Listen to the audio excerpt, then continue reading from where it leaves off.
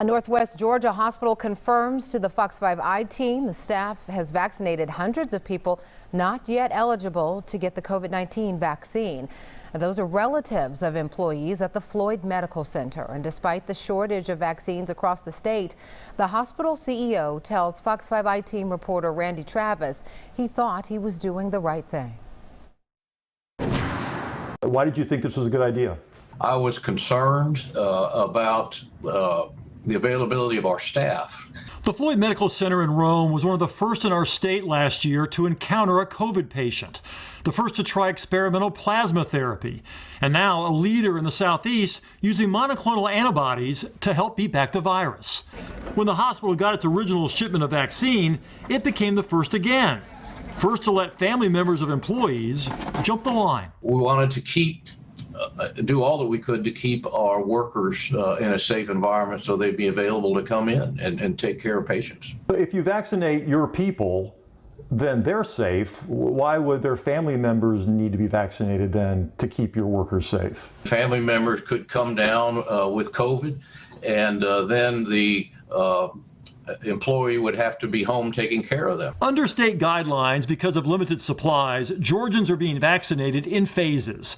Family members of medical staff aren't eligible unless they fit one of the other approved groups. Floyd Medical Center CEO Kurt Stunkel says at the time their vaccines arrived, his hospital had a record number of COVID patients and 30% worker absenteeism. So he called an audible. 766 non-employees have since received shots. Some may have been caregivers or at least 65 years old who would then be eligible, but not all. Some of the people you vaccinated probably wouldn't have been eligible until phase 3 or even phase 4. Can you understand why some people in Floyd County might be upset about what you decided to do?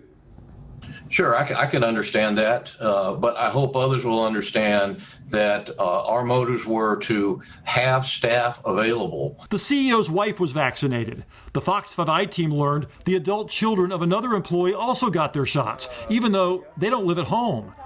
2 weeks ago, Floyd Medical stopped any new vaccinations of non-employees, although some are still getting their second shot even now. Once we heard that the state was insisting on strict adherence, 2 weeks ago we dialed it back. That was just before news broke about the medical center of Elberton. That facility says it vaccinated 177 teachers. Again, a group not included in the current Phase 1A enhanced. The Department of Public Health punished that medical center by suspending all vaccine deliveries for the next 6 months. Did not willfully disobey the guidelines. Are you concerned that that might happen to you at Floyd County? No, I don't think the state would do that to us because we have such a great track record of taking care of our community. The Department of Public Health just learned this week about Floyd's vaccine decision. They say the CEO did not get prior permission, even though he notified the local health department of his plans. Were you upset? Concerned. I mean, I think that, we've been very clear that we have limited vaccine and that the phases are designed for a specific purpose. Unlike Elbert County, DPH has not suspended vaccine deliveries to Floyd Medical. If you don't punish Floyd Medical Center for violating protocol in the phases, how can you justify also continuing to punish the folks in Elbert County?